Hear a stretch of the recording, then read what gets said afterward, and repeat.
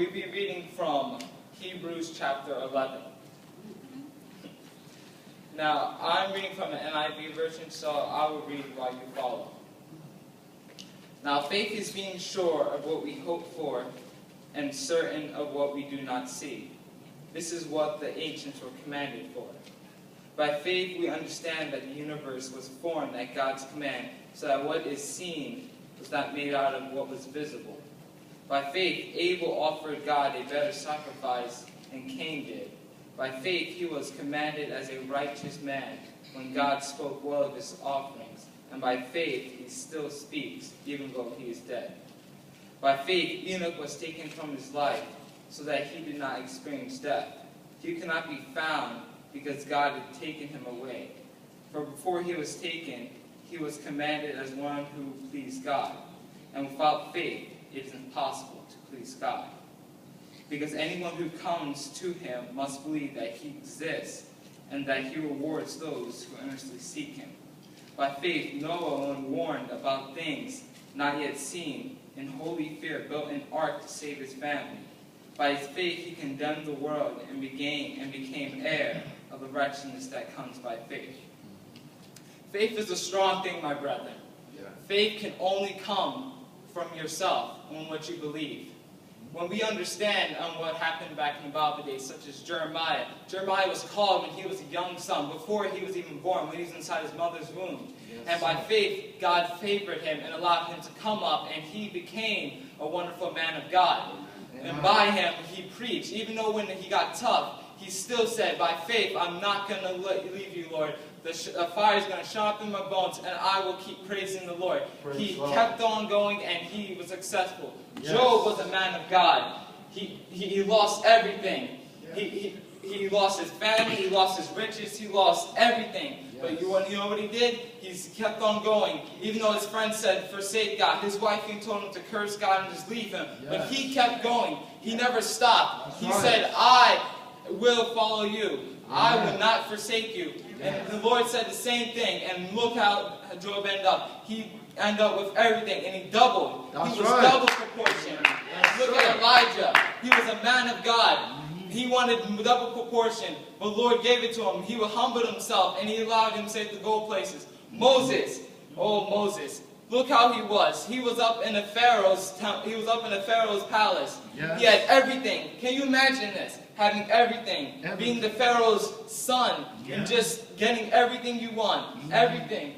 Just getting like immense riches. Yes. Everything you want. Anything you can imagine. But he left it all. Yes. And he said that he saw the people of Israel getting treated badly. And he decided that no, I want better. Yes. I'm going to help God's people. And he came to Pharaoh after God had spoken to him in the burning bush, and he said, let my people go. Amen. He didn't give up. He decided to go with God, and he said, let my people go. If you look at Shadrach, Meshach, and Abednego, all by faith. Yes. They spoke all by faith. Yes. When the King Nebuchadnezzar decided to put them in the fire, they said, let them. And what they did was they turned up the fire 7 times. Yes. And King Nebuchadnezzar, he wondered if they were dead. But no. There was something great. There was something more powerful. There was even a 4th person when he came out. And that was Jesus. Yes. That was Jesus. They expected to say that was Jesus. And when they came out, King Nebuchadnezzar, he was like, what is this? He's man of God. And you know what he did? He decreed it. That the people of the Lord shall be treated better. And that is the first start. And King, like Daniel did too. Also in Daniel in the lion's den. You see, he believed that he wasn't going to get killed. He believed God was going to save him. And that's exactly what he did. And that's how we should act in faith. Oh, God. Look at how it goes. Faith works along with faith. If we believe in God and believe that Jesus died on the cross, then our fate will be heaven. If we don't, our fate will be hell. They work hand in hand. And also in God's favor too. If God has His favor on us, He will do anything to get us back. He would give us any amount of tests. And if we pass, we will move on step. It's faith by faith by faith. We're just going up the stairs, like the stairs. We go down the stairs. Each time we go back. But each time as we go up, we step up a stair, we get taller, we get growth, we get nurtured by God, Yes. we breathe by God, we start to learn that God is our only way. And Yes. even as we're living the last times today, how a lot of things are happening, the gays, the homosexuals, they're all coming out. Yes. What can we do?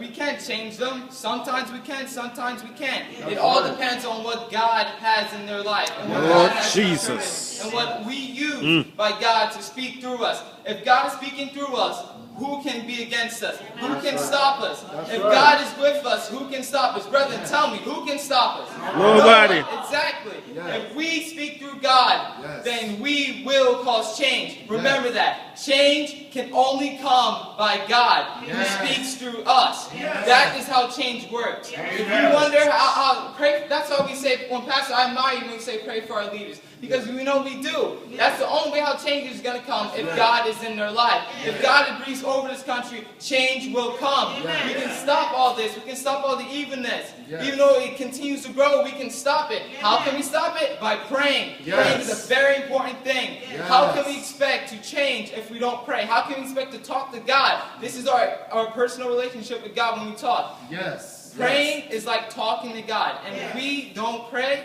how do we expect to grow? That's right. How do we expect to grow? That's We right. need to talk to God. We need to have a constant relationship with God. We need to, Amen. every time we do something, we need to say, Yes, sir. God, help me as I do this. God, help me as I do this. Yes. God, be with me as I do this. God, bless me as I go to this destination, oh God. There may be many things, oh God, that may come my way, but God, I need your help. I need your help. Yes, sir. Bless me as I go to this destination. Bless me, God, as I walk up each step. Bless me, God, as I walk through each path, oh God. For Yes. everything is dark I see, but you are with me. You are walking with my hand in hand, and you will provide light for me. As God says, they do a walk through a valley in the shadow of death, I will fear no evil. For night and I stand, they comfort me. Oh God, you have helped us. You have allowed us to grow in mind and spirit. Yes. You help us, oh God. We know that nothing can come by us alone. We need you in everything we do. Everything we do. What does it mean now to have faith? Brethren, there are so many things. Yes.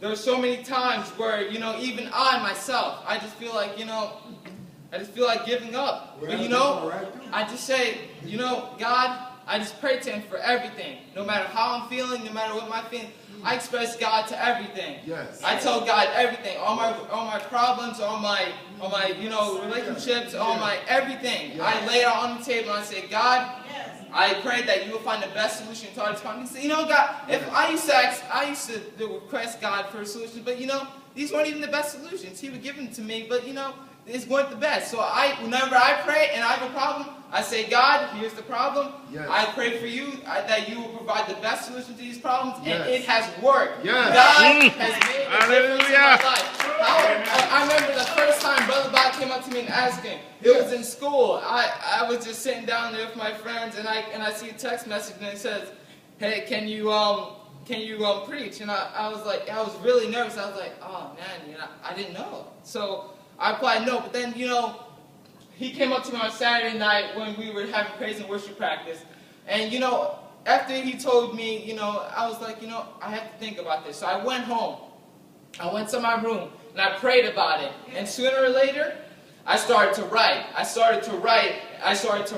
Until I saw that God started to speak through me. God started to provide Hebrews 11 for me. Yes. He allowed me to open up the passage. He allowed me to write. He allowed me to think. Yes. And now I'm here today and He's speaking through me. You see what God has caused change in my life? That is how God is. That is how God wonderful He is. That is how He acts. That is how He speaks. So brethren, when we say, what will we eat, what will we do, what will we say, brethren, where's your faith? And this is my few words. Nice.